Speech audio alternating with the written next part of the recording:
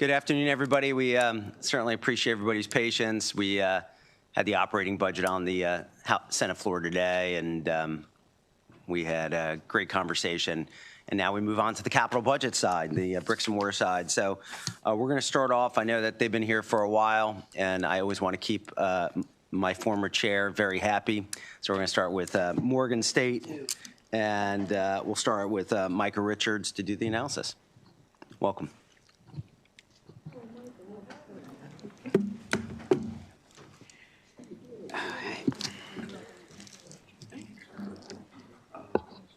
All right, good afternoon. My name is Micah Richards, and thank you, Mr. Chair, the committee, and citizens of the great state of Maryland for allowing me to speak before you today. I am presenting Morgan State University Capital Budget Analysis. The fiscal 27 CIP includes $502.1 million for fiscal 27 through 31 for our projects for Morgan State. Morgan State submitted a report on their redevelopment plan for the Lake Clifton High School demolition project as requested in the 2025 Joint Chairman's Report. The summary of this report is on page 3 of this analysis. DLS recommends the release of $50,000 of fiscal 26 GO bond funds authorized for construction. The fiscal 27 CIP includes $255.3 million from fiscal 27 through 31 for the new Science Center Phase 2. $107 million is for fiscal 27 to continue construction and purchase equipment. Finalized 100% construction documents from the design were submitted to the Department of Budget and Management on March 11, 2026. The new Science Center is planned to be completed in February 2029. The fiscal 27 CIP includes $92.7 million from fiscal 27 through 31 for the campus-wide electric infrastructure upgrades. $40.5 million is for fiscal 27 to complete design and continue construction of the electric infrastructure upgrades. The design phase is planned to be completed in July 2026. The construction phase is planned to run from October 2026 through October 2029. The fiscal 27 CIP includes $44.4 million from fiscal 27 through 31 for the Carter Grant Wilson building renovation. Around $100,000 is for fiscal 27 to continue designing the renovation. The design phase is scheduled to be completed by March 2027. The fiscal 27 CIP includes $109.8 million from fiscal 28 through 31 for the out-year projects, including the deferred maintenance and site improvements, the campus renovations, the Dixon Research Center renovation and expansion, the new physical plant department grounds maintenance building, and the campus fiber infrastructure upgrade and replacement. Pages 8 and 9 in this analysis provides details for these projects.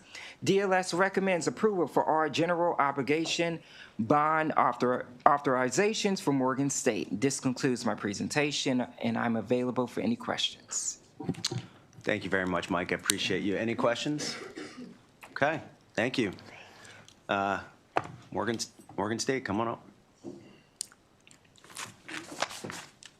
Now you got to lead by example here, right? You set the pace. You set the pace.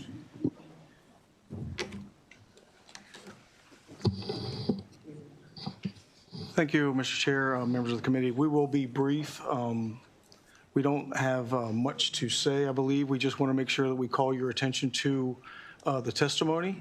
So first off, thank you very much to the governor and to the legislature and certainly this committee for the continued support. So we'll call your attention again to the testimony.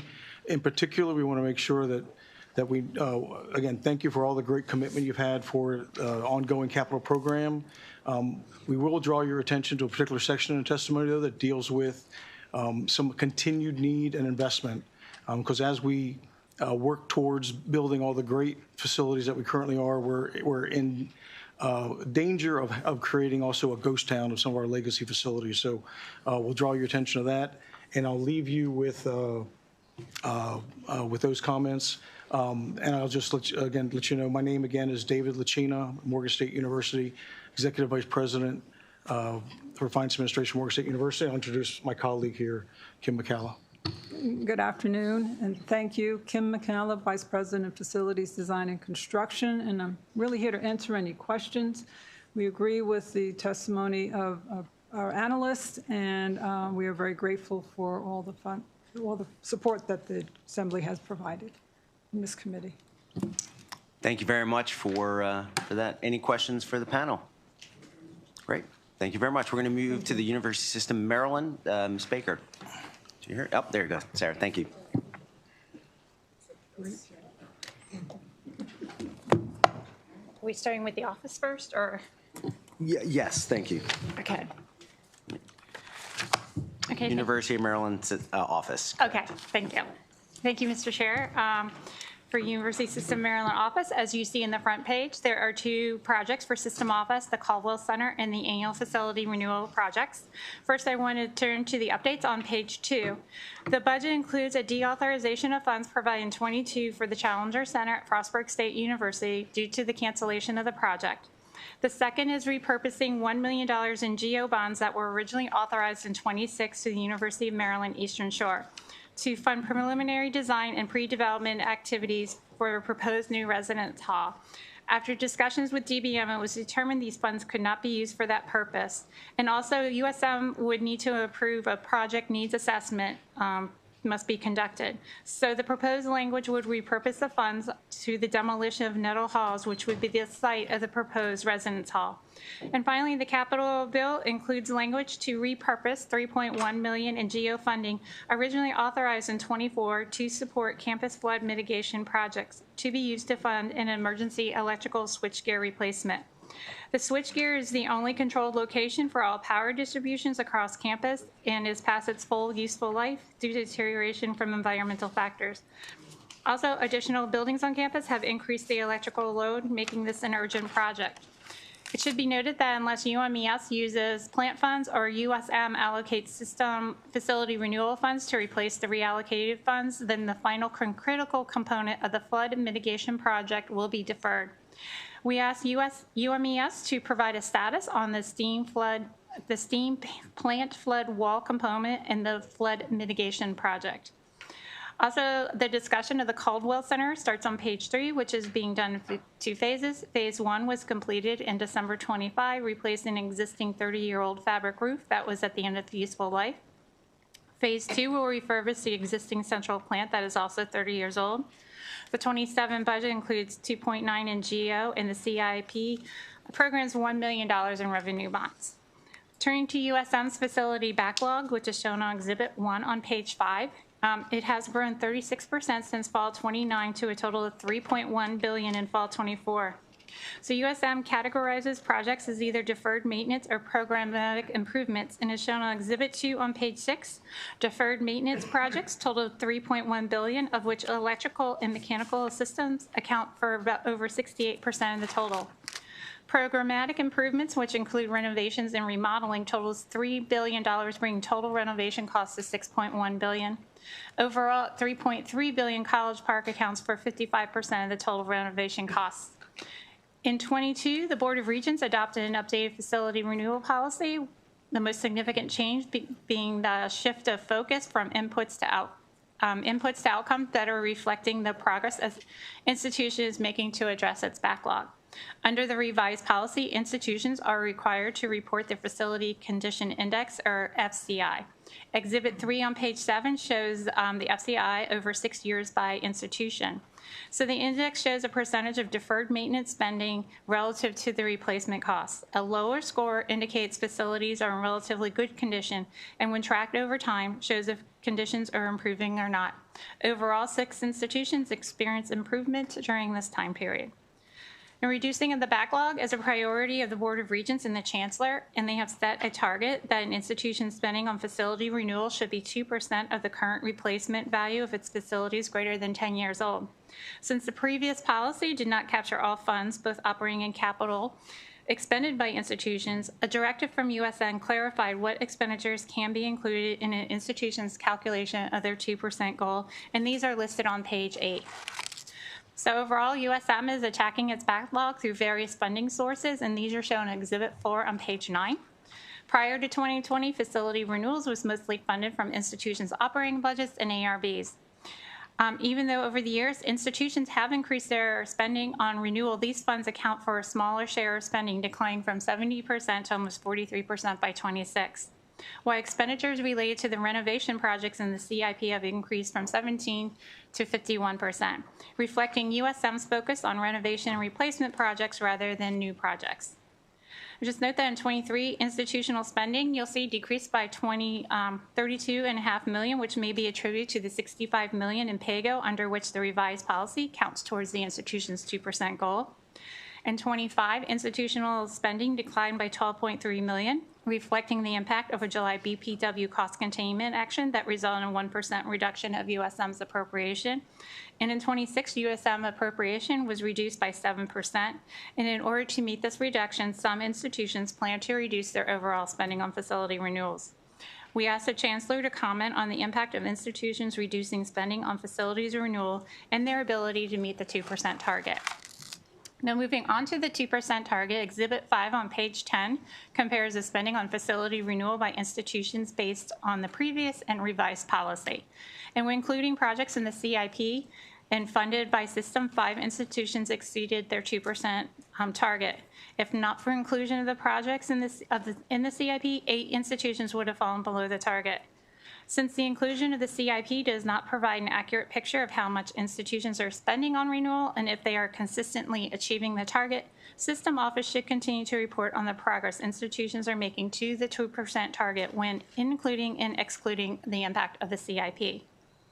In addition, institutions can transfer operating funds to the plant funds, which are basically like a savings account in which institutions can set aside for anticipated capital expenditures. And these are listed on page 11, and the funds can be set aside for various purposes, including facility renewal, deferred maintenance, and debt service. As shown on Exhibit 6 on page 12, between 23 and 25, state-supported plant funds decreased by almost $300 million due to increased spending on capital projects, and the recommendations are back on page 2. And that concludes my presentation. Nice job. Thank you very much. Okay. This list is very confused here. Okay. Dr. Perman, come on up. Thank you.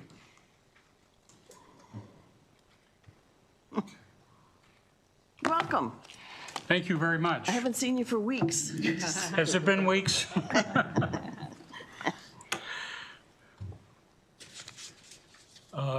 Chair King, members of the subcommittee, thank you for the chance to testify in support of the governor's FY27 capital budget recommendations for the university system. As always, we thank Ms. Baker for her analysis. With me today, Linda Gooden, Chair of our Board of Regents, Senior Vice Chancellor Ellen Herbst, Associate Vice Chancellor for Capital Planning Mark Beck, and shortly joining me is UMES President Heidi Anderson, who's going to respond to the analyst's question regarding UMES's flood mitigation project. I will keep my testimony brief, speak to the issues raised to me by the legislative analysts. Before I do, thanks to the governor for his support of our capital requests. I thank each one of you for the concern, the generosity that benefits the system and our physical infrastructure. Public funding for campus construction and renovation is more than a matter of maintenance. It's really a strategic investment in the work we do, the education we provide, the economic productivity we return to the state. Let me respond to the DLS request for comment on facilities renewal, specifically the impact of our universities reducing their facilities renewal expenditures and their ability to meet the 2% target. The analysis you heard details well the successes, but also the challenges we face in our renewal program. It's not surprising that where capital contributions to annual maintenance spending increases, the share of spending from our operating budget decreases.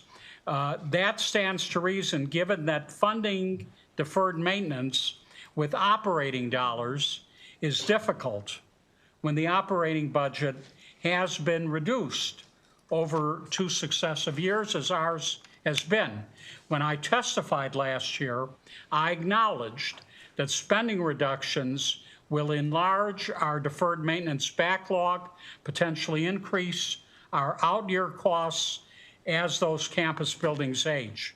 That's a concern for me, for our university presidents, who fear that cuts to deferred maintenance will impair their ability to keep critical building systems functioning, infrastructure intact, and who fear that this might ultimately harm our teaching and learning experience, and frankly, the safety of our campuses, of our people. So it's for this very reason that we remain committed to addressing the critical maintenance needs.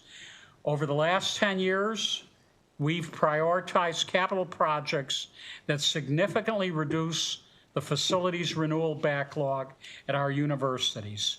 In this year's request, fully 87% of the project are aimed at that outcome. And it's your support of the outcome that benefits so much more than our campus building. As I said, it benefits the work those buildings make possible and the students whose education depends on them. So we're very grateful for the DLS's recommendation to fully fund the requests made by each of our universities. We thank you all for your support. Madam Chair, I'm happy to answer any questions right now, or if there are none or you prefer to wait, to turn the microphone over to President Anderson so she may answer the question addressed to her. Do we have any questions before that? No, go right ahead. Welcome. Thank you, Madam Chair. Thank you, Chancellor. And I want to thank the committee as well. I bring you greetings on behalf of the University of Maryland Eastern Shore, where we have students from every county in the state of Maryland, and we are pleased with that. I look forward to also answering just here in a moment the analyst question and appreciate the question from Ms. Sarah Baker and thank her as well. The question about our STEAM plan. The design for our STEAM plant for the flood mitigation project at our campus is going quite well. In fact, the design phase has been completed and the project is considered shovel-ready at this particular time. However, during the implementation of the flood mitigation project, we identified several infrastructure issues throughout the campus, and this happens to deal with our switch gears. The switch gears on our campus are over 25 to 30 years old. Because of that, they have experienced, as you can imagine, deterioration over time. Due to its age and the condition, the replacement of the switch gears have become a top priority on our campus. And it is important for us to look at this as a top priority because it will address operational reliability and safety concerns throughout the campus. While planning for the replacement, the university is implementing and evaluating interim flood protection measures to help us mitigate the risk that is caused by the STEAM plant facility and other campus infrastructures when flooding occurs. These temporary measures will remain in place until the switchgear replacement is completed and the permanent flood wall component of the project can be finalized. In addition, UMES has recently transitioned portions of our energy infrastructure to natural gas. This transition has helped us make sure we reduce the steam that is being utilized on the campus, and this improves our overall energy efficiency while also lowering our long-term infrastructure cost and operational risk. We provided a lot more detail about this particular in response to this particular question in our report, and you have that in front of you. And so with that, I will say thank you again to this committee and thank you to our DLS analysts. I'm happy to answer any of the questions you may have. Any questions? I don't see any. Thank you very much. Thank you. Thank you. Okay, next we will do the University of Maryland College Park. Sarah Baker is our analyst. Dr. Pines is here. You can come up whenever you're ready. Oh, that's all right. Okay. I'm used to you sitting next to me. I know, I'm used to seeing you too. Okay, thank you, Madam Chair. For College Park, there are 2 projects receiving funding in '27. The discussion of the first project is the new Health and Human Sciences Complex, and that starts on page 3. This project will fit out shelf space in the new Colt Fieldhouse and renovate 2 floors of the original Colt Fieldhouse south wings, and this will house the research-focused units of the School of Public Health and also provide space for the Academy of Innovation and Entrepreneurship. The CIP accelerated the construction schedule with the remaining funding provided in '28 rather than '29. And the CIP programs the total estimated cost of the project of $137.4 million, which is $2.5 million less than programmed last year. However, according to College Park, the total cost of the project is $144.8 million. And it should be noted that the $5 million provided last session was supposed to be in recognition of the increased costs. And we asked the president to comment on the $7.5 million discrepancy between their estimate and DBM's and how they will cover the shortfall. And I also want to note the 26 CIP increases the amount funded with revenue bonds from $10 million to $15 million, which replaces the same amount of GO bond funding. Discussion of the last project of Zupnik Hall starts on the bottom page 4, and this leveraged $58.2 million from the Clark Foundation and will provide space to allow the engineering programs to grow. The 27 capital budget provides funding to complete the project. The out-year projects are listed on page 6. And the campus-wide system and infrastructure improvements project is put on hold in '27. It is programmed to resume in '28. And the CIP changes the funding sources from a combination of GO bonds and revenue bonds to just revenue bonds. And the other project is the Benjamin Building, which is programmed to receive funding starting in '29, and it will first construct an addition to house the College of Education, and once they move in, then the renovations will begin on the building, which will then house some of the non-research units of the School of Public Health, and the recommendations are back on page 2. And that concludes my presentation. Thank you very much. Dr. Pines, welcome. Thank you. Good afternoon, Chair King and members of the subcommittee. Happy St. Patrick's Day to all of you. I'm We have joined our here. fancy jewelry on today. It looks wonderful. I wish I would have had that as well. I'm joined here by Mr. Chris Phillips, who's our Director of Facilities Planning and Design. I appreciate the opportunity to be here and talk about the capital projects that take both our university and our state forward. I would like to start by thanking you all, the General Assembly and Governor Moore, for your steadfast commitment to higher education and, of course, to the University of Maryland College Park. I know that this has been a challenging time for the state's finances, which is why we work tirelessly to be good stewards of state resources and develop the future leaders and innovators for our economy. Our deepest appreciation also goes out to our own representative, Senator Rosapep, for everything that he has done for our university and College Park in his distinguished career of public service. I would also like to thank Ms. Sarah Baker, Mr. Matt Klein, and Ms. Emily Haskell of DLS for their hard work and thoughtful analysis. I and my team greatly appreciate their partnership and dialogue that we have established with them over the years, and how it ensures a very successful, smooth, and collegial process.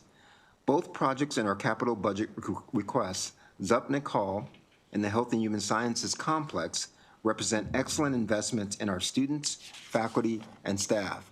These facilities will keep us on the cutting edge of research and education and contribute to even greater momentum as we seek to take on society's grand challenges. The analysis did request that I comment on the $7.5 million discrepancy between the universities and the Department of Budget and Management's estimated total costs of the HHS project and how the University of Maryland will cover the shortfall. I will turn it over to Mr. Chris Phillips, our Director of Planning and Design and Facilities Manager, to address that item specifically. Good afternoon. The discrepancy of 7.5 is reflective of a revised CEW produced by DBM last fall, which included escalation rate changes, in the previous UMD CBIS submission last June.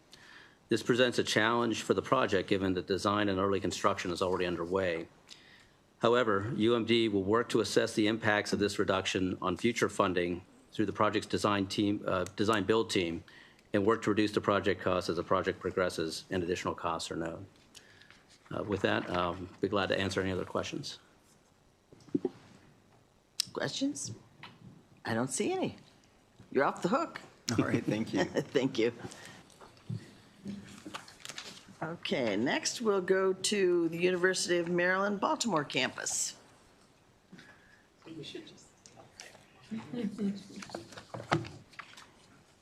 Back again. Go right ahead. Okay, thank you, Madam Chair. UMB has 3 projects receiving funding in 27, but first I wanted to turn to page 4 to provide an update on the Institute for Health Computing. To date, $3 million in GO bond funding has been authorized for this project. However, these funds cannot be used until the program plan is submitted to DBM, and I would note that it's not included in the CIP.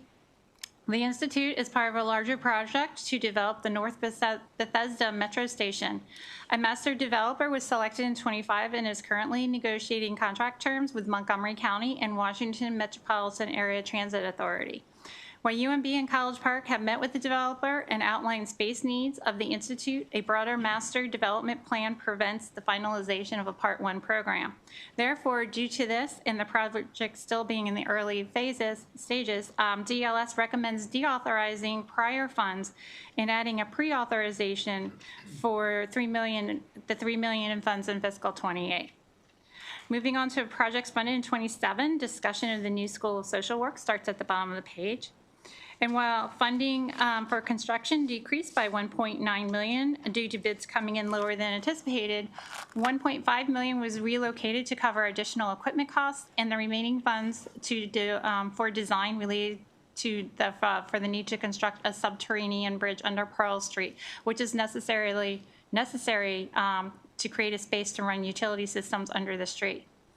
It should be noted that the 27 allowance includes $3 million, the Strategic Energy Investment Fund, to be used in lieu of GO bond funding to fund the sustainability components of this project. The next project on page 6 is the new Dental Ambulatory Surgery Center, and this will renovate existing office suite into operating, pre-operating, and recovery rooms, along with support spaces.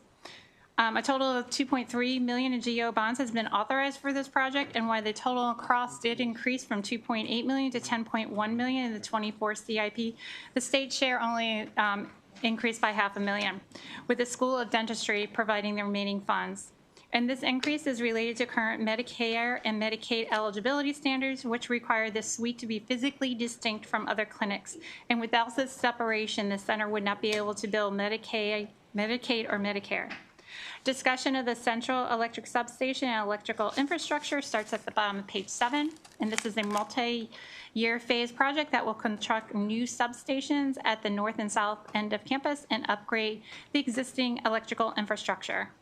Funding for the new South Campus switching station is accelerated by a year with the inclusion of $715,000 in the 27 capital budget and a pre-authorization for $12.4 million to complete the construction. Now, based on more detailed scope and current construction market prices, the cost of the project did increase by $10.6 million due to unforeseen subsurface conditions and increases in the cost of copper. The recommendations are back on page 2, and that concludes my presentation. Good job. Thank you. Bruce Gerald, President Bruce Gerald, you want to come up? Welcome.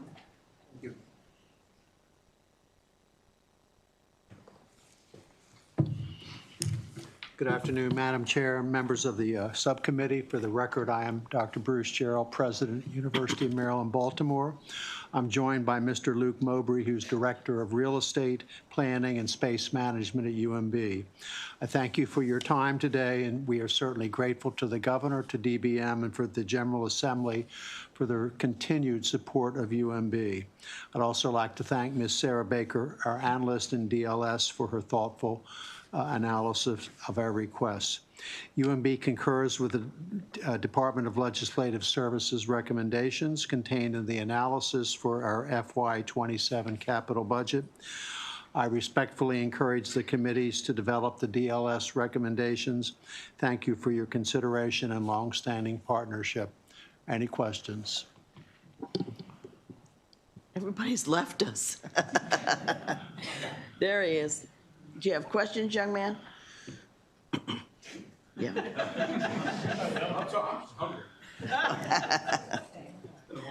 Thank you very much. Thank you. I'm doing fine. How are you? Senator Jennings? Yes. Go. Yes. Okay, next we'll go to Salisbury University. Find it. Back again.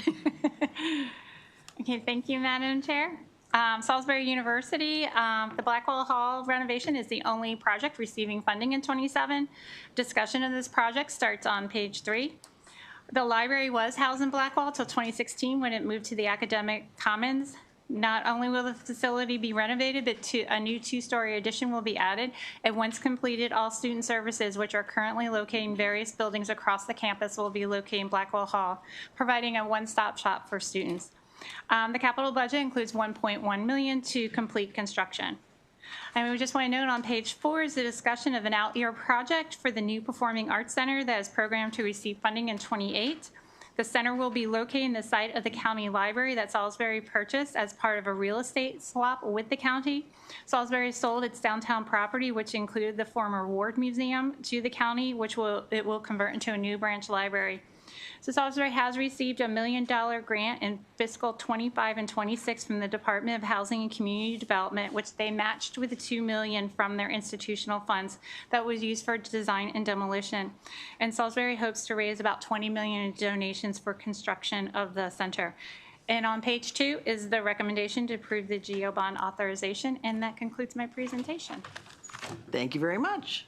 Questions? No? Dr. Carolyn Ringer-Lepre, did I pronounce that right? You did, Madam Chair. Welcome. Thank you. Thank you so much, Madam Chair and members of the subcommittee. I'm joined today by my Chief of Staff, Eli Modlin, and it is my pleasure to provide testimony for Salisbury University's fiscal year 27 capital budget request. I also offer my sincere thanks to Sarah Baker for her insightful analysis, as always. On behalf of the entire university, we are extremely grateful for the governor and the legislature's ongoing support of SU's capital projects. This continued support that you provide the university has positively impacted the lives of countless students across the state and strengthened many of the communities on the eastern shore of Maryland. With your permission, today we'll provide very brief updates on 2 key projects that will enhance student services and expand access to the arts and arts education in our community. Our fiscal year 27 capital budget request includes continued funding for the renovation of Blackwell Hall and planning for the Performing Arts Center. Through these strategic investments, we will support student success, meet shifting workforce needs, and serve the broader community. The Blackwell Hall renovation converts SU's former library into a comprehensive student services center built to serve and support the unique needs of every student on our campus. Your support and continued investment in maintaining this project in its current place within the CIP will ensure that thousands of students have access to vital resources like financial aid, counseling services, and much more. The Performing Arts Center is a transformative investment in the cultural and artistic landscape of both the university and the broader community. SU is seeking future support for a project that represents more than just the construction of a new facility. It is a commitment to expanding creative expression and enhancing educational opportunities for students in the performing arts. As you heard, the state of Maryland has already made a $2 million commitment to the development of this project through the Department of Housing and Community Development SEED grant program, and generous donors have already pledged more than $12 million to the project. And although we're only in the early stages of planning, we expect more donations to be forthcoming. I will close there. You have the rest of my testimony in front of you and happy to answer any questions. Thank you very much. Any questions here? Okay, thank you. Thank you. Okay, next we're going to the University of Maryland, Baltimore County. Sarah Baker.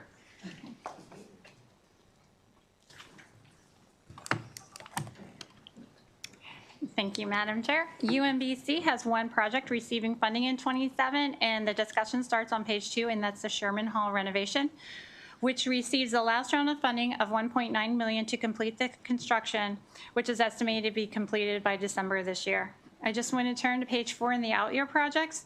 The first one is a new student services building, which provides students a one-stop shop for all the student services, which are currently housed in 8 buildings around campus.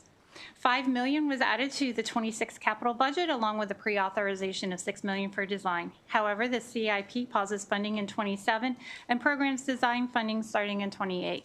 UMBC has conducted a solicitation for an architect, and once the programs 1 and 2 have been approved by DBM, they will submit a contract for an architect with BPW. And the funding for the other projects, Settlement Hall renovation, has been deferred from 28 to 30 in order to accelerate the new student services building. The recommendation is back on page 2 to approve the authorization, pre-authorization, and that concludes my presentation. You're fast. Okay, is Valerie Shears-Ashby here?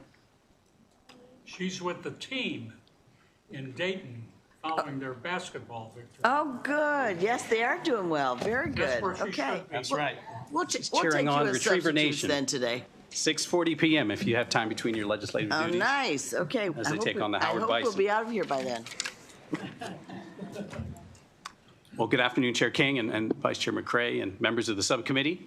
For the record, my name is Paul Montero. I'm the Vice President for Government Relations and Community Affairs at UMBC. I'm joined by my colleagues, John Zaire, the AVP of Facilities Management, and Andrew Mundroff, our Director of Planning. And thank you to Sarah Baker for putting in the time to get to know the people, the policies, the plans for UMBC and her expert analysis. We remain incredibly grateful for the continued support from this subcommittee, the General Assembly, and the Governor on investing in a couple of key projects, including the Student Services Building, a hub of student-centered activity, the Sondheim Hall renovation, expanding our technical and research capacity, replacing a 50-year-old facility, the Sherman Hall renovation that Sarah mentioned, the heart of UMBC's investment in creating pathways for historically high-need and underserved communities. And we stand ready to answer any questions you may have regarding our plans. Thank you so much. Thank you. I don't see any questions. Let's go UMBC. Go Retriever. Go Retriever Nation. Thank you.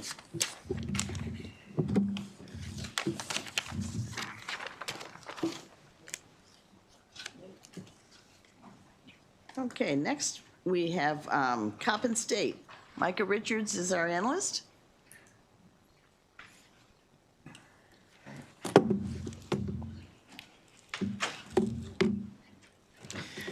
I'm presenting Coppin State University Capital Budget Analysis. The fiscal 27 CIP includes $2 million for Coppin State for fiscal 27 to complete the construction phase of the new residence hall on campus. The project is planned to be completed in June 2026. This building will include 350 beds. However, due to enrollment increases, Coppin State will still require over 700 off-campus residential beds. The total cost of the project will be $64.5 million. The fiscal 27 CIP includes $6.8 million in fiscal 29 and $4.6 million in fiscal 30 for the new Towers Academic and Student Services Center. The design phase is planned to start in July 2029. DLS requests the approval of our general obligation bond authorizations for Coppin State. This concludes my presentation, and I'm available for any questions. Thank you, Micah. Okay, if we can have Dr. Anthony Jenkins come up. Welcome. Thank you, Madam Chair. Steve.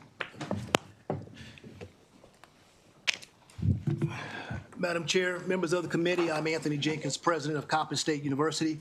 I have with me Mr. Steve Danick, who is my vice president for administration and finance. I want to thank you for the opportunity to come before you and testify on the capital request for Coppin State University. We greatly appreciate the relationship we have with our legislative leaders. I also want to thank the governor for his support of Coppin State and the confidence that he has shown in us over the last several years.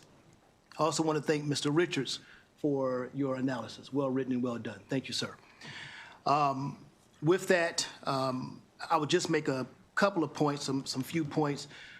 Coppin State University, as noted, has seen a significant growth in its overall enrollment. We are the fastest growing university in Greater Baltimore, and we have also seen a significant increase in our male enrollment. That increase has also prompted greater demands on our facilities and the services that we provide our students at the university. Those services have allowed us to move our retention rate from 57% to 75% in just 3.5 years. And so we are moving in an upward trajectory at the university that is historic, and we want to make sure that we can sustain that. The actual request in the budget for $2 million in the current 27 budget, we asked for a favorable return on that. That is to complete our current residence hall that we are working on now, which is due to be finished in late September. We had a setback with some underground work that was unforeseen. We are also asking that in the governor's budget, there's a favorable support of funding in 29 and 30, and I'm also asking for strong consideration for that funding to be moved to fiscal year 27 for our Academic Student Services Center. To date, our center currently is outdated and no longer meets the needs of a 21st century institution. It was built in 1965.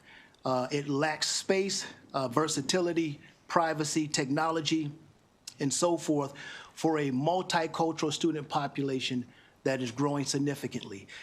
To date, we have an increase in students requesting psychological services on our campus by 97% since 2022, and students requesting accessibility services 167% since 2022. The current facility does not allow us to meet those students' needs, which is also driving longer wait times for very important services that we need and our students need for their success and overall well-being. With that, Madam Chair, I will yield my report and answer any questions. Thank you very much. Do we have any questions? I think we're good. Thank you. Thank you.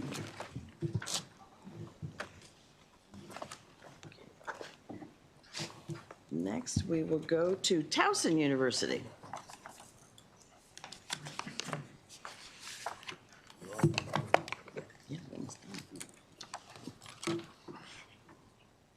Okay, thank you, Madam Chair. Towson, there are 3 projects receiving funding in 27. Discussion of the first project is the Smith Hall renovation, which starts on page 3.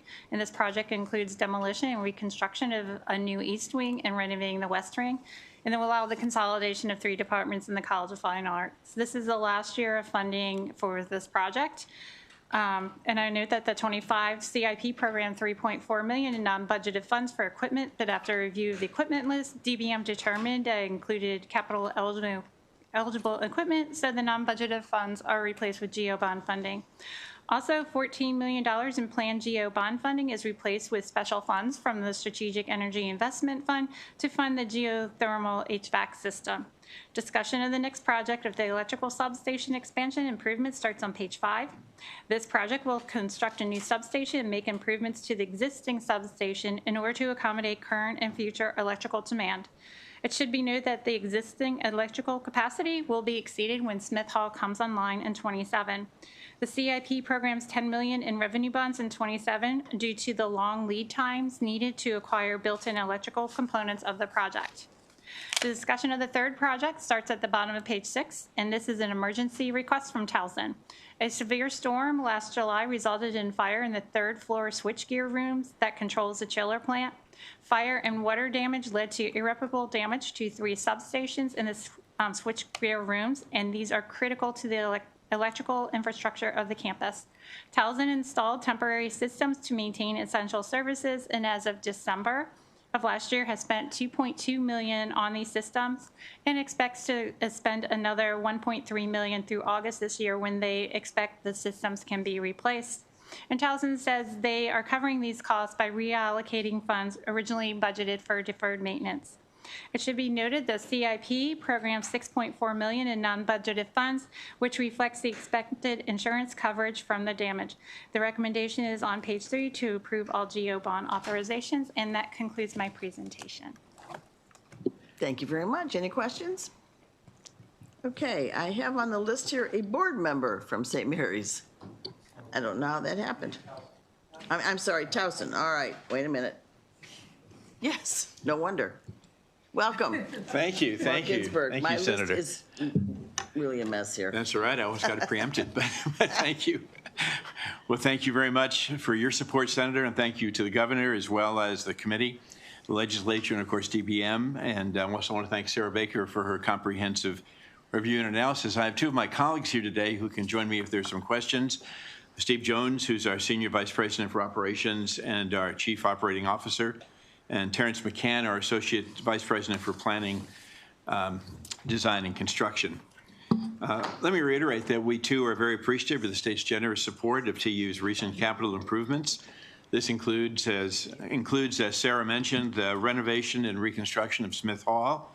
Smith Hall is a historic building on our campus. It's in the heart of our campus and soon will house the several programs that Sarah mentioned.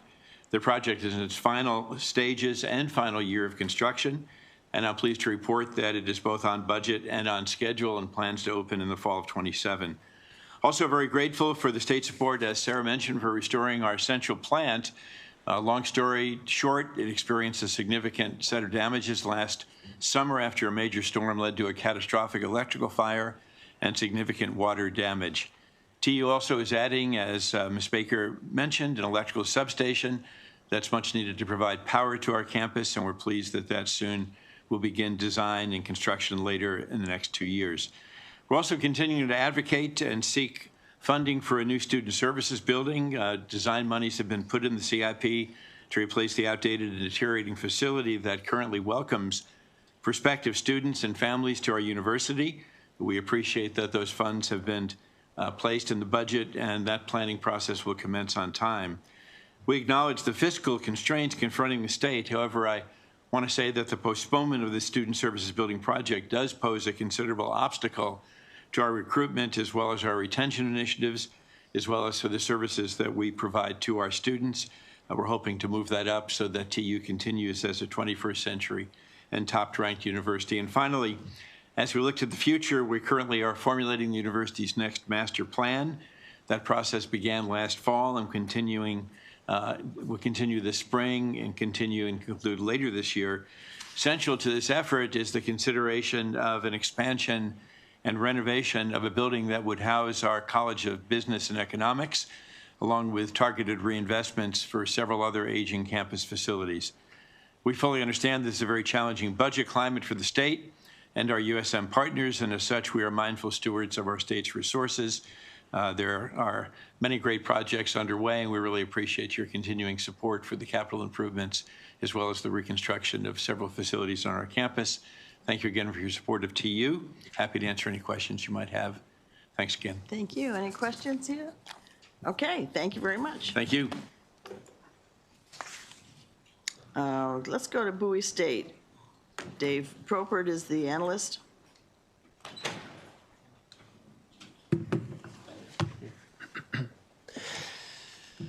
Thank you, Madam Chair. As seen on the first page, Bowie State University has one project, which is the new Thurgood Marshall Library and Academic Commons.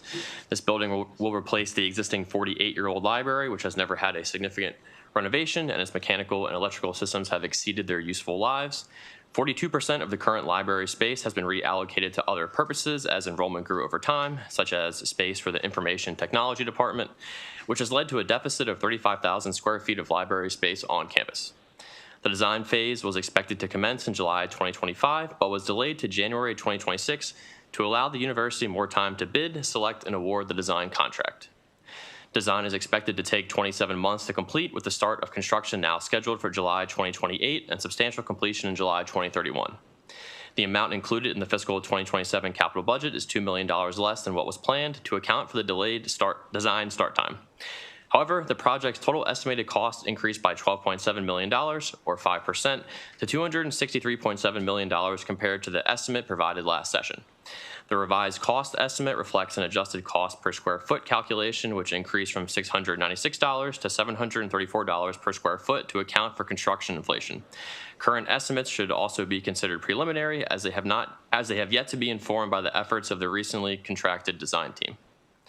The funding plan set forth in the 2026 CIP newly includes the use of $30 million of academic revenue bonds, which reduces the amount of general obligation bonds needed to fund this project.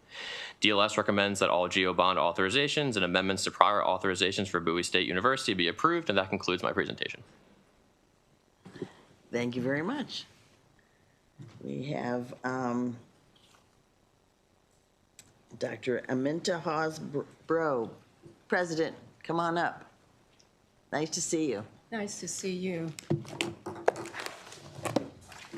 Thank you, Madam Chair. For the record, I'm Aminta Bro, the very proud 10th president of Bowie State University, the oldest HBCU in the state of Maryland. And I'm very pleased to be before you, and thank you for your time today. To Vice Chair McCray and to members of the subcommittee, thank you for your time. I'm joined today, to my left is our Vice President for Administration and Finance, Manish Kumar, and to my right is Darrell Williford, the Director of Facilities.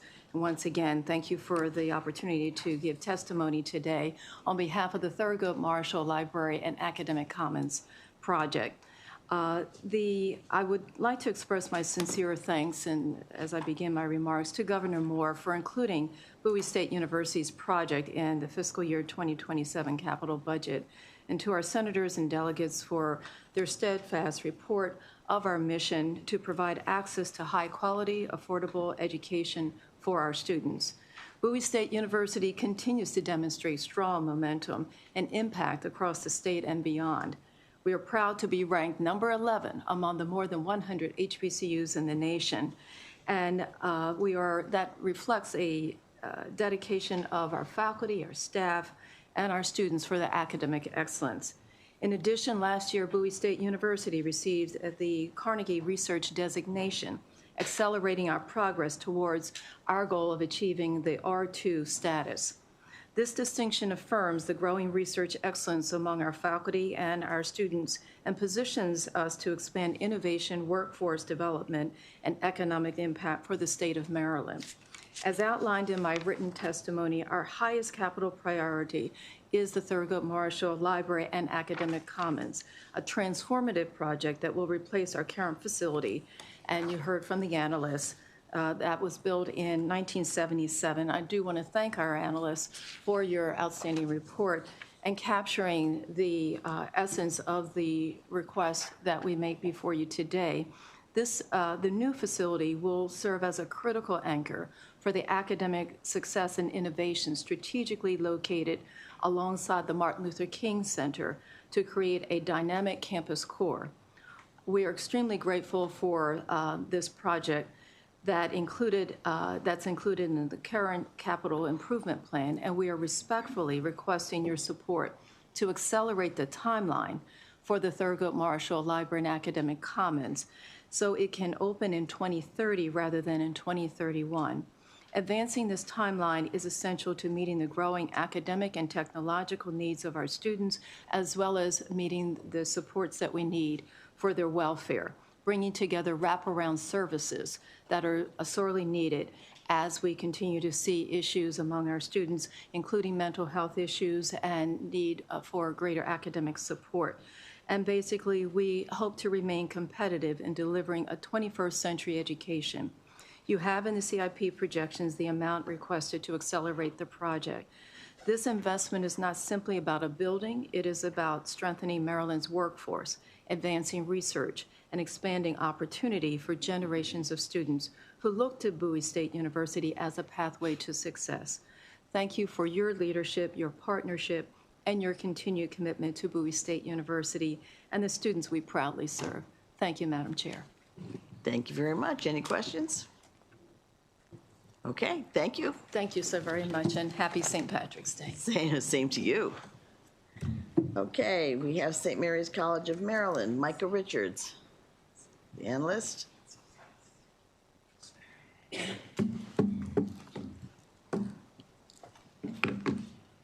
St. Mary's College of Maryland, the fiscal 27 CIP includes $8.3 million from fiscal 27 to 31 for the campus infrastructure improvements, which includes multiple different projects. $2.3 million is for fiscal 27 for the St. Mary's Hall restoration and renovation, design, and construction for the arts and humanities programs.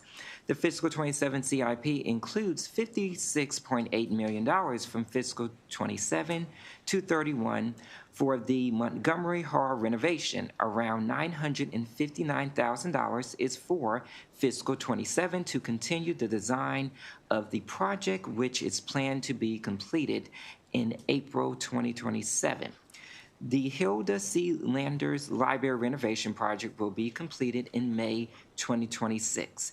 DLS requests for the approval of all proposed authorizations for St. Mary's College of Maryland. This concludes my presentation, and I'm available for any questions. Nice job. Thank you very much. Okay. There's a board member here from St. Mary's. Come on up. Oh.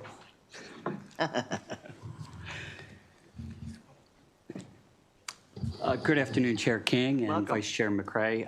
I'm Aaron Tamarchio. I'm a member of the Board of Trustees for St. Mary's College and a class of '96 alum as well. I'm here on behalf of President Phillips, who is ill today and not able to make it. Also with me this afternoon is Brendan Engel, the college's Director of Government Affairs. Before we get into each capital project, I'd like to once again express our appreciation for the committee's continued support of higher education, and especially for St. Mary's College. I'd also like to thank Micah Richards and the rest of the DLS staff for their expert analysis on the capital improvement plan. Turning now to our FY27 projects, the governor's capital budget includes approximately $3.23 million in funding for St. Mary's College, and those funds are intended to support two of our highest priority capital projects. First, the college requests approximately $2 million annually to support a variety of phased campus infrastructure projects and to address critical deferred maintenance and facility renewal needs. These projects are essential to both our strategic planning efforts as well as our campus master plan as we seek to create an environment that attracts and retains talented students, faculty, and staff. In FY27, these funds will be used to restore both interior and exterior components of St. Mary's Hall, a structure which dates back to 1906, one of the oldest buildings on our historic campus. These include building's masonry facade, its slate roof, HVAC and electrical system upgrades, and other legacy components that are currently out of date. Second, the college requests approximately $959,000 this year to continue the planning and design efforts related to Montgomery Hall's renovation. This project remains a top capital priority, as Montgomery Hall was originally constructed during the 1970s and has gone nearly 50 years without significant renovations. The building cannot accommodate existing student demand, let alone the projected demand as the college continues to grow and fulfill students' needs. This concludes my comments to the committee. I appreciate your continued support and happy to answer any questions you may have. Thank you. Questions? I had a bunch, but I'll hold on. I don't see any. You're off the hook. Thank you. So much. Okay, next we have the miscellaneous grant program, and we have a bunch of witnesses here. Suveshka Bujal, did I say that right? Yes, Madam Chair. Is our analyst.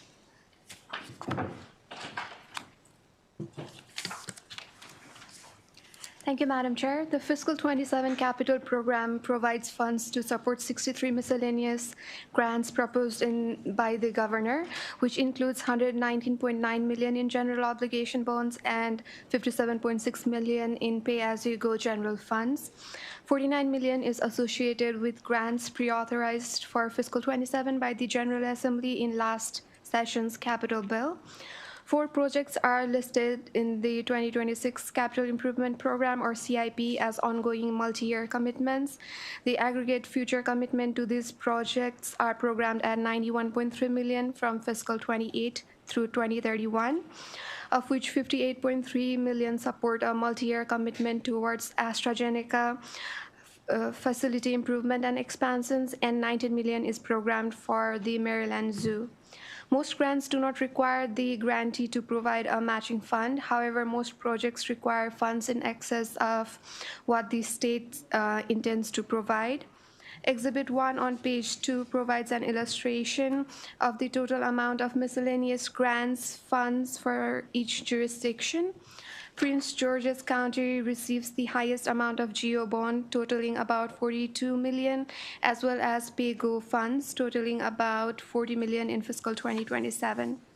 Exhibit 2 on page 3 shows the type of projects supported by these grants by categories. In fiscal 27, economic development receives the largest funding, which is about 60 million.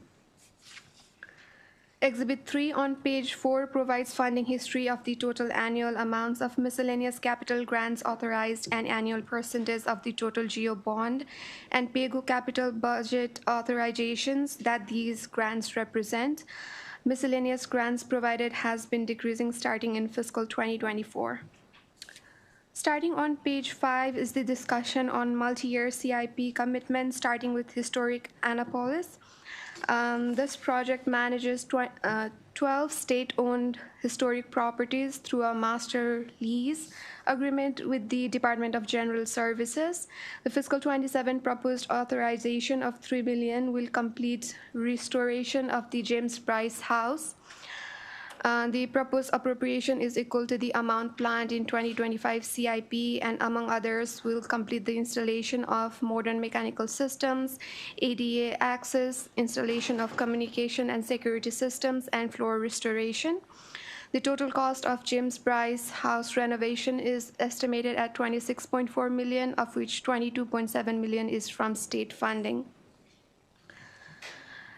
Starting on page 6 is the Maryland Zoo fiscal 27 proposed funding totals $4.75 million, which will support the planning and construction of improvements of the aging infrastructure in the zoo. The 2026 CIP programs an additional $4.75 million annually from fiscal 28 to 2031. In addition to the state capital funding, the zoo also receives an annual operating grant that is budgeted through the Board of Public Works, a portion of which can be applied to capital projects that do not qualify for GEO bond funds. In fiscal 27, this operating grant totals $5.6 million. The fiscal 27 authorization will fund 3 habitat improvements and basic infrastructure improvements. On page 8, we have the National Aquarium fiscal 27 proposed funding of $4 million will help address the causes of 2 emergency closures in the fall of 2025. It will also begin replacement of the conveyance system, replace a damaged concrete water tank, and construct public safety and lighting improvements. The fiscal 27 funding is $3 million more than the amount programmed in the 2025 CIP to address these emergencies. Exhibit 4, starting on page 10, which continues through page 24, provides details of projects that are not programmed as multi-year commitments for which DLS recommends approval. On page 10, there is a discussion on St. Agnes Family Birthing Center. The project received $1.9 million in fiscal 26 through the Maryland Hospital Association. DLS is asking the hospital to explain why funds are not being requested through MHA and instead are being requested outside of the hospital review process. Exhibit 5, starting on page 25, shows DLS recommendations to reduce or delete funding. DLS recommends reducing the GEO bond authorization for following projects: American Legion Post 47 renovation by $50,000, Baltimore Museum of Art by $275,000, City of Cambridge multiple bridge improvement project by $2 million, Crownsville Hospital Memorial Park by $2 million, Hagerstown Regional Airport by $750,000, and $3.8 million reduction for the calcined clay facility. DLS recommends deleting the GEO bond authorization for following projects. First one is Bowie Mill Bike Trail, City of Forsberg water sustainability improvements, Friends of Patapsco Valley State Park, Jug Handle Connector, Kingdom Care Center, Crimson Achievement Foundation Project, MedStar Southern Maryland Hospital, Reinvest Baltimore Green Space Infrastructure Improvements, Ripken Stadium, Security Square Mall Renovation and Replacement Project. Starting on page 36 is the PAYGO miscellaneous grants. The 2026 CIP includes a total of $57.6 million in general funds for 4 miscellaneous grants. The CIP proposes $14.6 million in general funds annually in fiscal 27 through 2031 for AstraZeneca facilities expansion as part of an 8-year state capital commitment. The CIP also proposes one-time state funding of $10 million in general funds for Madison Square Garden Group. Fiscal 27 allowance also includes $3 million in general funds for new Monteview Senior Living Facility. In the capital analysis for DGS, DLS has recommended deleting the miscellaneous grant funding for this project. The 4th PAYGO miscellaneous grant is for Capital of Quantum Initiative, which is a strategic partnership between the state, the University of Maryland College Park campus, and private and federal partners. The fiscal 27 allowance includes $40 million to continue 2 Capital of Quantum Initiative projects, including $30 million in PAYGO funding and $10 million in GEO bonds. Additional discussion on the Capital of Quantum Initiative is included in the capital analysis for DGS Capital. Exhibit 6 on page 39 shows a comparison of legislative preauthorization amounts for fiscal 27 to the proposed funding amounts included in the fiscal 27 capital budget for these projects. 18 miscellaneous capital grants were preauthorized for fiscal 27 during the 2025 session. However, only 11 of these grants are funded through the fiscal 27 budget. Starting on page 41 is the GEO bond recommended actions, which was discussed through the analysis. And that concludes my presentation. Good job. Thank you very much. Thank you. Okay, we have a whole list of people here to testify. So I'm going to call as a panel, and you can just come on up, and the timer will be on the screen here so you can tell when your 2 minutes is up. We have Joanna Presimone, Todd Logsden, Jennifer Witten, Dave Ferrero, and Asma Naeem. Thank you. Thank you, Chairperson King, Vice Chair McRae, who I think stepped out, and all the members of this committee. My name is Jo Presimone, and I'm the Director of Development at the Baltimore Museum of Industry. And I'm here today to express our strong support for the $250,000 capital grant included in the governor's FY27 budget for the BMI's new Key Bridge exhibition. This funding supports Echoes from the Key Bridge, a multi-year initiative that will preserve and interpret the history of the Key Bridge, its tragic collapse, and the continuing importance of the Port of Baltimore to Maryland's economy and workforce. The project includes 2 major components: a long-term exhibition in BMI's Decker Gallery about the bridge in the Port of Baltimore, and a permanent outdoor installation on our waterfront campus incorporating salvaged steel from the Key Bridge. Together, these improvements will strengthen public understanding of the port's role in Maryland's economy, expand access to public history and waterfront space, and create a powerful place for reflection and learning about the defining moment in Maryland's recent history. The Baltimore Museum of Industry serves approximately 80,000 visitors annually, including nearly 30,000 students, many of them from Title I schools. And the improvements supported by this request will expand access to our exhibitions, improve ADA accessibility, and enhance our waterfront campus as a free year-round public resource for Maryland residents and visitors. The project is already supported by significant philanthropic and federal funding, and the state's investment is a critical piece that will allow us to complete the next phase of exhibition, fabrication, and installation. On behalf of the Baltimore Museum of Industry and the many Maryland residents we serve, I respectfully ask the committee to maintain the governor's proposed funding for this project. Thank you very much for your time. Okay, someone from the city of Frostburg? Yes, Madam Chair, good would be you? afternoon. That would be me, yes. My apologies. Mayor Logston regrets that he couldn't stay, but he had to get back to Frostburg today for a city council meeting. Sure understand. But we certainly appreciate the governor's consideration this year, along with DBM, the conversations we had ongoing with the Department of the Environment, and certainly the committee here. For the record, Richard Reinhardt with Percy Public Affairs. As you know, the city of Frostburg provides water service to approximately 14,000 customers, including residents with inside the city, but also nearby Allegheny County communities such as Mount Savage, Grahamstown, and certainly one of their largest providers of water service is the University of Frostburg. During the ongoing water challenges back in 2023 and 2024, the city was providing temporary water services to some of the other neighboring communities, such as Midland, Barton, and Lonacone. One in particular you are probably very familiar with, which is the town of Lonacone, because last year they were impacted by the horrible floods. Over the last 3 years, the city of Frostburg has provided considerable water to the town of Lonacone as they conduct and put together their water system so that they are independent. However, we were providing those emergency services throughout last summer. Because of the services that they provide to their ongoing annual customers and also to their temporary customers, the city has seen an increase of over 25% of additional water demand, and that has strained their current water systems.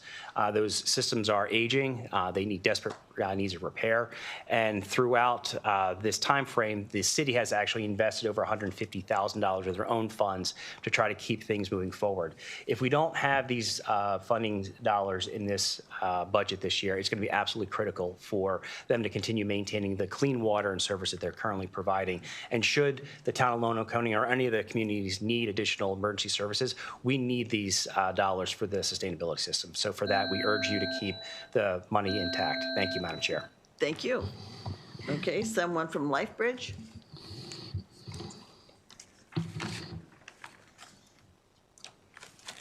Not you? Okay. Jennifer Whitten is not here? Okay. How about Friends of Patapsco Valley State Park? Dave Ferraro. Madam Chair. You're not Dave Ferraro. I'm not Dave Ferraro. I'm Bill Castelli with RWL. Dave unfortunately had to leave. He is the director of the Friends of Patapsco Valley State Park. And just very briefly, we would encourage the committee to keep the funding that the governor put into the budget for the park. This is a 215-acre project that is going to connect to the 220-mile trail system in the park. The investment will create recreational opportunities at the park, very, very different recreational opportunities, including mountain biking. There's a therapeutic equestrian program that used to be at the park that they would like to continue at the park. It's done in conjunction with Kennedy Krieger Institute and the Veterans Administration.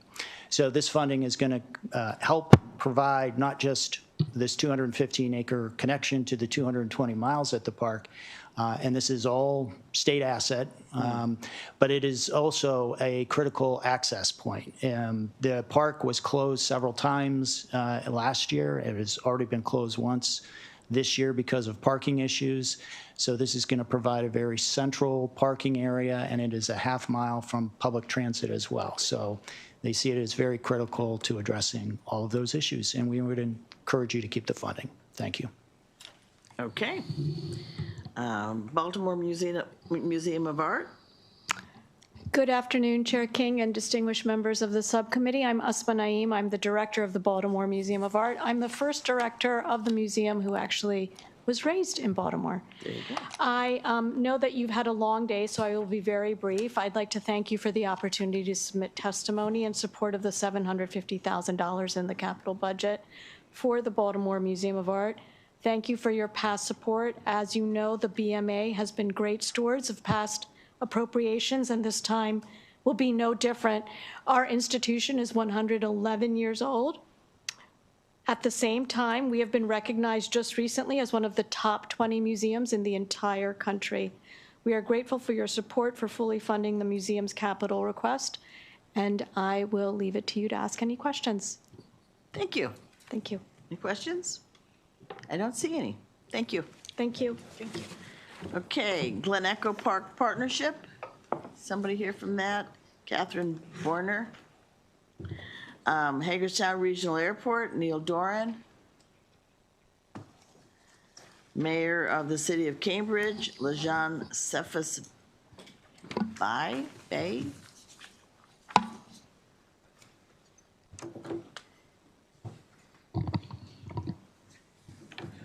Okay, you can start.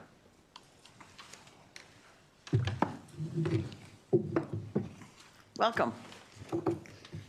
Start with Catherine Berner? Sure. Okay. Hi, Katie Berner from Glen Echo Park. Madam Chair and esteemed members of the subcommittee. I'm here with my board president, Mona Kishore, who can answer any questions as well. We're here to speak in support of the funding of the historic Spanish ballroom at Glen Echo Park. The Glen Echo Park Partnership is a nonprofit that works in conjunction with Montgomery County to operate Glen Echo Park, which is owned by the National Park Service and operated jointly with us. The park hosts 300,000 visitors annually, including 45,000 dancers. And the state of Maryland has been a partner at the park since the late 1990s when the park was saved from demolition. Built in 1933, the ballroom's a National Historic Landmark known for its Spanish colonial revival style and iconic maple dance floor. The dance program hosts over 325 events each year without any heating or cooling in the building. We hope to fix that. I've witnessed that. Social dancing supports celebration of culture and tradition, physical and mental health, as well as human connection, and provides a livelihood to musicians. The magic of salsa, swing, folk, bachata, blues, and many other styles are hosted in this remarkable building. The total cost to renovate the ballroom is estimated at $10.6 million. Last year, the state of Maryland committed $1.5 million to this project, and an additional $1 million has been put in the governor's budget for the project this year. Other funding includes $3.25 million from Montgomery County and $3 million from the federal government. Improvements include adding heating and cooling, repairing the historic dance floor, adding greater access, and improving fire safety. This facility will employ Maryland residents and draw visitors, generating revenue for businesses and tax revenue. We urge you to support this funding. Thank you for your time today. Thanks, Katie. I have a question for you.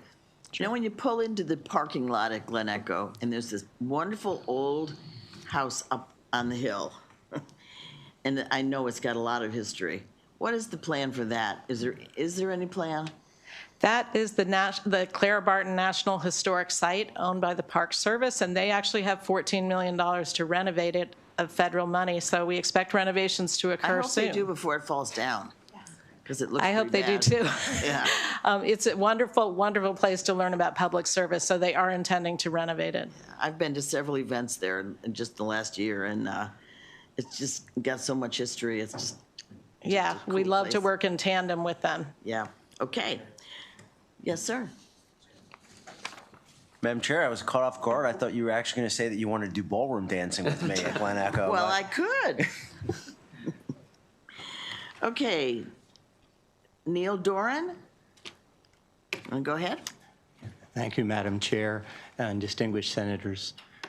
Good evening. I'm the director of the Hagerstown Regional Airport. That's one of 3 commercial airports in our state serving the airlines. And I'm here to respectfully ask that the $1.5 million be maintained in the budget.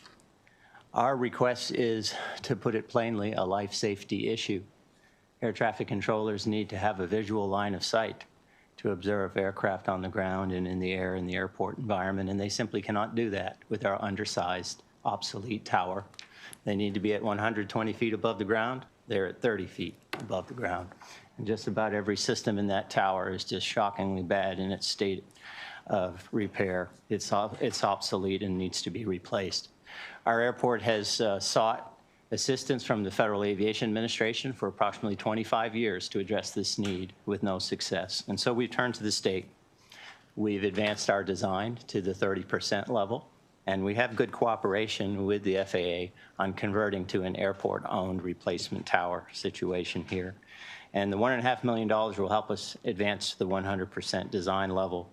It supports nearly 2,000 direct and indirect jobs at our airport including heavy hitters like Sierra Nevada Corporation, Pittsburgh Institute of Aeronautics, DST, Hagerstown Aviation Museum, Allegiant Airlines, and others. Just days ago, the FAA announced an exciting program, an integration pilot program for advanced air mobility. And Pennsylvania was selected, and they will be working with Maryland in order to advance these exciting technologies in a multi-state collaborative. Hagerstown was advanced as likely the best place in Maryland to test out these new technologies and work with companies like Beta and United Therapeutics in the moving of human tissue and organs via electric vertical takeoff and landing aircraft. This is an identified statewide economic priority, and it was the subject of one of Governor Moore's executive orders. Now, the intent was for these technologies to be developed, tested, and operated in Maryland. Well, we cannot do that if we lack the supporting infrastructure of a modernized air traffic control tower. Okay. Thank you very much. Thank you. Okay. I'm sorry? Senator Jennings. Your airspace, are you a D up there? Yes, Class Delta. Okay. And what's your runway length, max? We're 7,000 feet and 150 feet wide, so one of the largest, best equipped runways in Maryland. All right. And we protect Camp David. Yeah. Oh, and all that airspace too. I've thrown through P-40 several times. Yep. And FAA won't, they're not helping you with that tower, even though you're Delta airspace?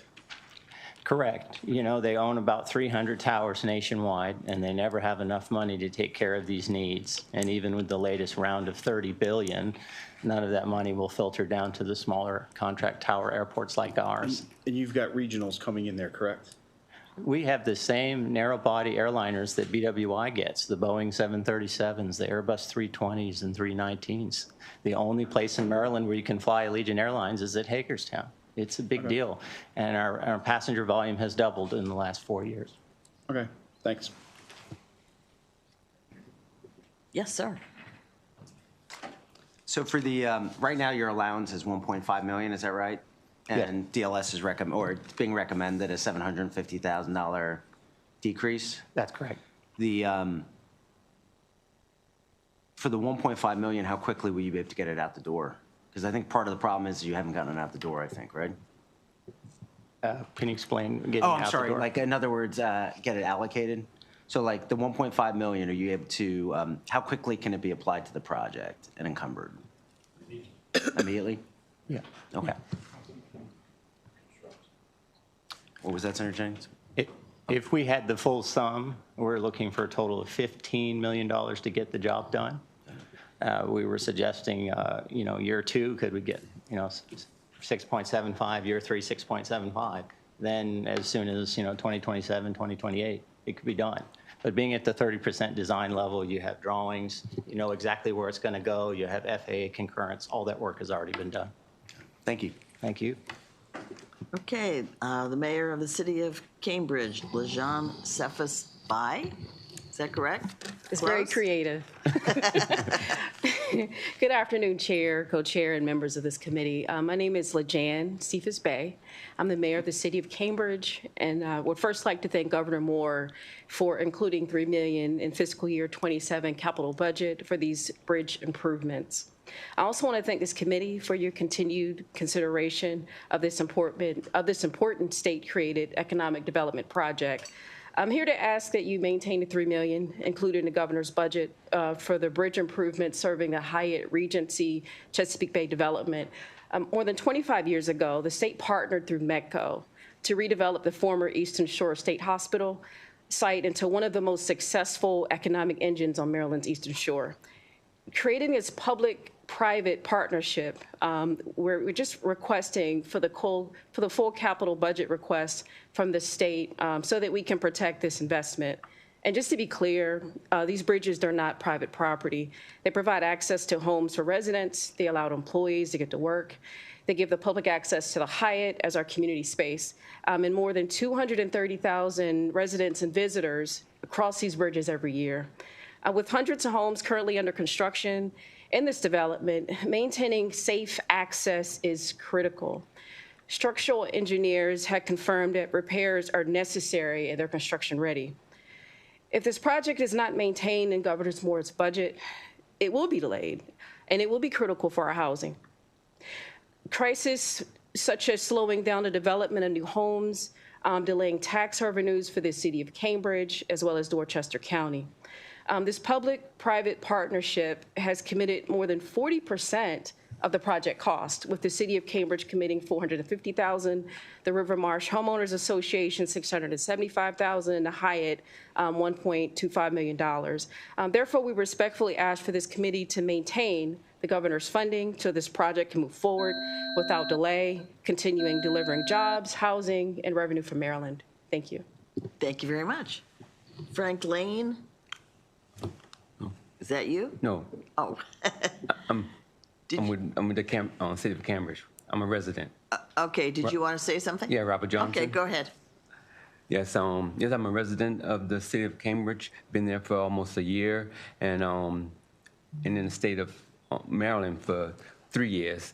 And one of the things that brought me to the city of Cambridge was its historical nature, and that area being a resident of River Marsh. Historic bridges are landmarks that attract visitors, generate revenue for local businesses, restaurants, and tourism. These structures are irreplaceable living history that defines the community's character and fosters civic pride. They often serve as scenic spots for photography, walking, and community events, enhancing the quality of life for the residents. Also, restoration projects tend to hire local contractors and purchase materials locally, keeping about 60 to 70% of the economic impact within the community. And finally, I want to say preservation is often more cost-effective than replacement, with repairing a historic bridge sometimes costing up to 90% less than the burden of building a new one. So I respectfully ask that we keep the $3 million in the governor's budget so we can maintain that. Thank you very much for your time. Thank you.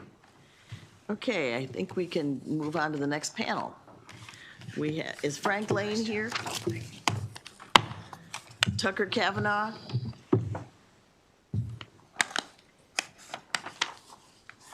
Robert Johnson? That was me. That was you? Yeah. Okay, gotcha. Thank you. Kevin Creamer? I speak again. No, that's okay. Thank you. Rolando Sands? Ryan Fredrickson? Jason Robertson? Is there anybody else in the audience that needs to speak? Okay, we're good. Go right ahead. Thank you, Madam Chair. My name is Madeline Martinez. I'm the Assistant Director of Advocacy for Catholic Charities. I'm here on behalf of Kevin Creamer, who unfortunately had to leave. Kevin Creamer is the Director of the Fugek Intergenerational Center in Baltimore City.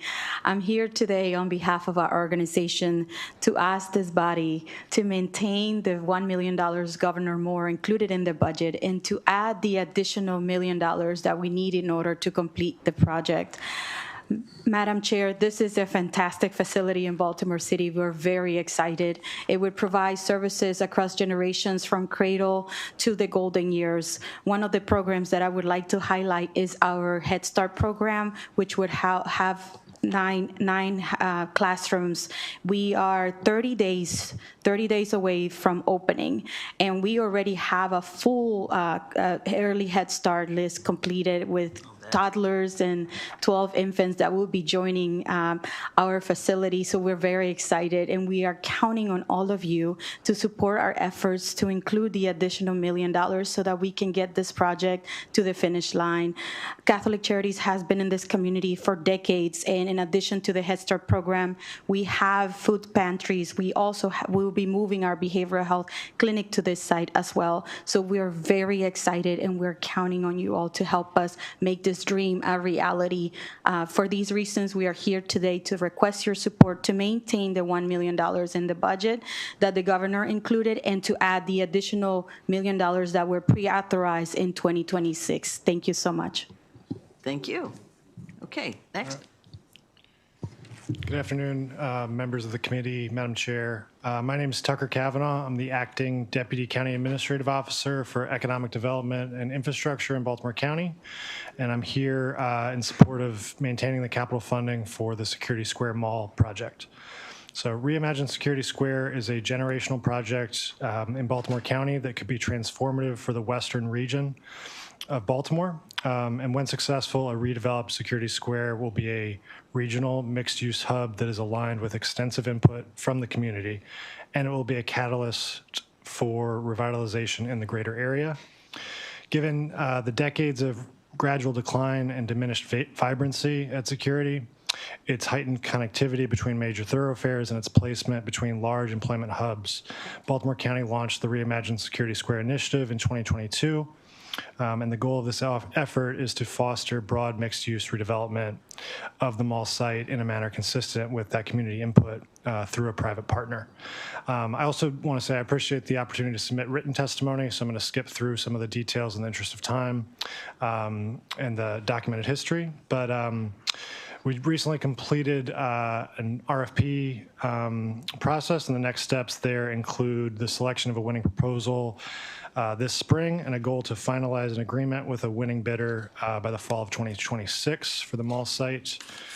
The $2.5 million in state capital funding in the governor's proposed budget would allow us to better align this site for redevelopment consistent with that community vision in Reimagine Security Square through necessary assistance at the site or incentives for the future developer.